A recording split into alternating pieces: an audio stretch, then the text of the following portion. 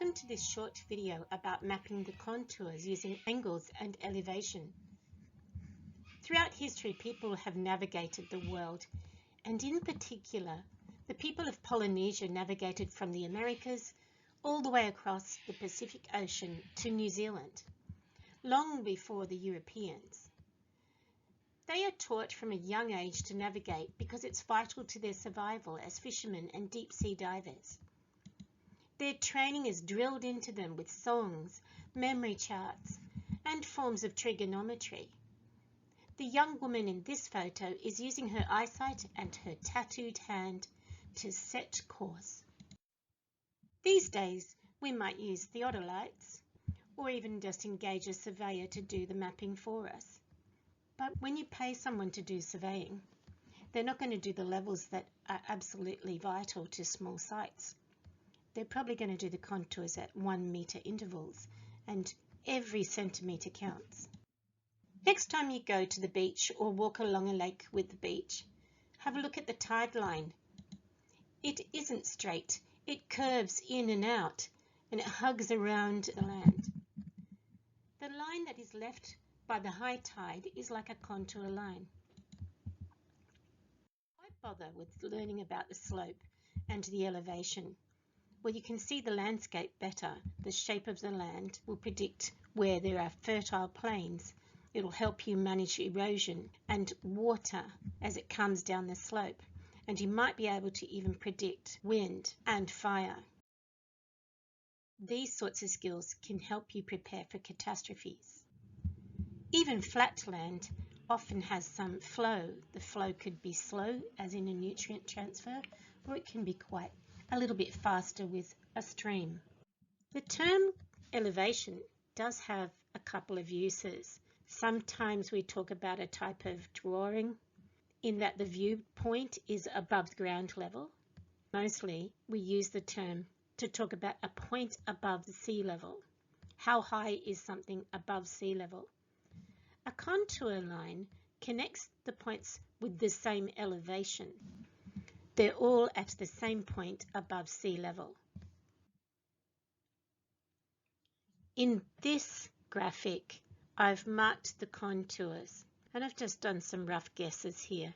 I'm saying that the area that's shaded purple is sitting below the contour line of 20 meters above sea level, whereas the area that's shaded with a blue is sitting below the contour line that would fit at about 25 meters above sea level.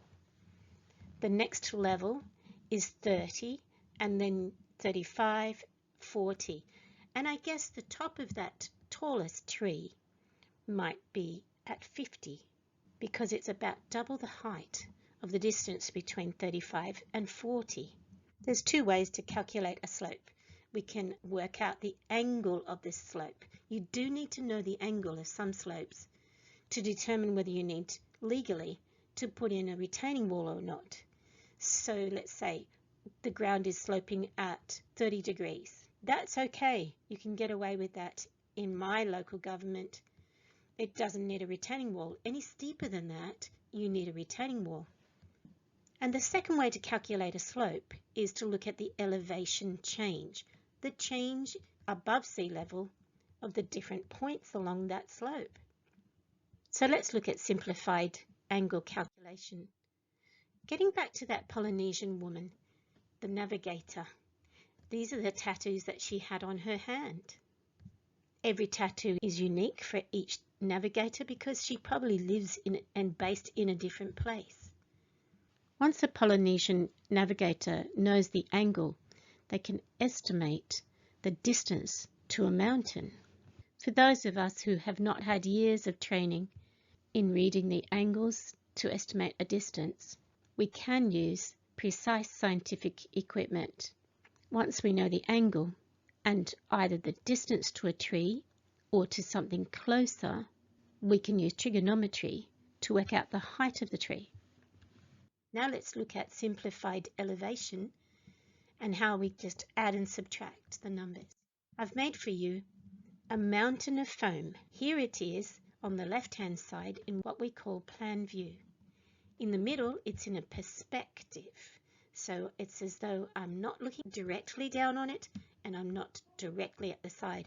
I'm a perspective, and that can be lots of different perspectives. On the right-hand side, we have an elevation. I'm looking at it almost directly from the side. Let's look at that landscape that I showed you earlier with the bright fluid green in plan view. Now in perspective. A perspective in this case would be where I'm looking out through an aeroplane window.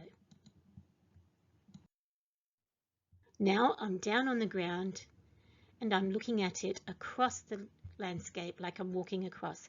That's an elevation. So as I walk along, I can measure the height above sea level. And let's say I put down some markers, and I put the markers at 20 meters above sea level. It's not going to be a straight line because I've walked up a little and down a little. There's no way that those markers could be in a straight line. They're going to be something like this, where I've found them at 20 meters above sea level. They're going to be at different places along the hill. And the contour line that I draw to connect them is not a straight line. Later on, I'm going to then hunt out the elevations at a different height. So let's say I'm going to do 40 meters above sea level now. And that's what it's going to look like. I'm sorry the clouds are in the way, but you can see that's actually at the top of a hill. I'm going to have a circle, a very, very rough circle, joining the different markers. So what tools can you use? You can use the rifle method. You have one level against a pole to make sure that the upright is totally plumb, is the term. It's very upright. Then you have your other level that goes across that at 90 degrees. And it will also show you if it's level or not, so you don't have to worry about the angle. Then look right down that level. I think you should add a little tube here so that you can see down the tube, and then you will see out onto the hill. And at that point, someone else puts in a marker. They put in a marker right where you can see it needs to go. These days, there are ways to find out our elevation above sea level. There's apps and there are detailed maps. But we don't have to know our starting point to work out the differences from that point. Let's say the starting point is K. Maybe K is 20 meters above the sea level. We know the height of the plumb or the pole that we are using to put the T and to put our top level across on. So the new mark, the new point at M is simply K plus X. So let's say K was 20 meters above sea. X is 1 meter, therefore where the mark is being placed is 21 meters above sea level. For measuring the contours using a homemade rifle system, you need 3 levels or 2 levels and a pole, a little tube to look down as your scope, and a team of people, because it's pretty tricky to do it on your own. And the limitations are that you need to be able to see from your little rifle through to the marker. You can't do this when it's really bushy, lots of things in the way. My friend Shane Moon and I made an A-frame together. We waddled it along the landscape, taking one measurement at a time so we could work out the intricate shape of this garden, and we were able to keep it from eroding. We made the A-frame out of 3 pieces of bamboo and tied these pieces together with stockings, and I don't recommend that method because the old stockings were too slippery. We also made a level out of a small thin jar. It was an old jam jar, and I put food dye in some water, half filled the jar, and you can see how that's acting as a level. We could see if the water was building up at one end or the other. What we needed was to keep the water exactly level. There's a movie online on YouTube about Yeoman Senior and how he uses the bunyip to mark out large areas for excavations for big projects like dams. This is what it looked like at TAFE. We pegged out the contour markers. those contour points, and then we would draw them on a map showing the boundary, and we would then connect these little markers to show the contour line. In the 80s, Ralph Long, who has now passed away, had a tractor, and on his tractor he put a simple spirit level. So as he worked his way along large areas, acres and acres of land, he was able to stay on the contour. It's a pretty simple idea, and it worked very well. He was able to establish large areas of heritage apples. I'm going to show you an area south of Sydney in the Royal National Park. It was once a thriving village for Aboriginal people. It has, at about the 200-metre mark here, where Governor Game Lookout is, 200 metres and a little bit higher, Stockyard Gully begins. It comes into the North Era campground. Another gully also services that campground, called Colliery Gully. Because you've got the two streams, it's quite a good, reliable source of fresh water for the people that were living there. Let's have a look at the terrain. You can see it's well forested in those upper areas, and then it's quite bare. Wind swept and also maintained by wallabies and kangaroos. Let's zoom out. Let's go to 3D. Let's go in now. Do you see this fenced off area? That was once a huge midden, and it would glisten in the sun. I only know this because one of my elders told me about it. When she was a girl, about 70 years ago, that was silver and glistened. That whole area, it was once all the waste from the Aboriginal people's festivals, eating oysters and mussels. I'm going to see if we can get down low. This is as low as Google Maps will let you go, and I suppose you could wet your socks if you went any lower than this. It's almost, we're almost looking at it in an elevation, not quite, it's more perspective. And remember, if we go directly above, that's the plan view. Going back to elevation, we can see how flat it is around here, and then how suddenly steep it is up there.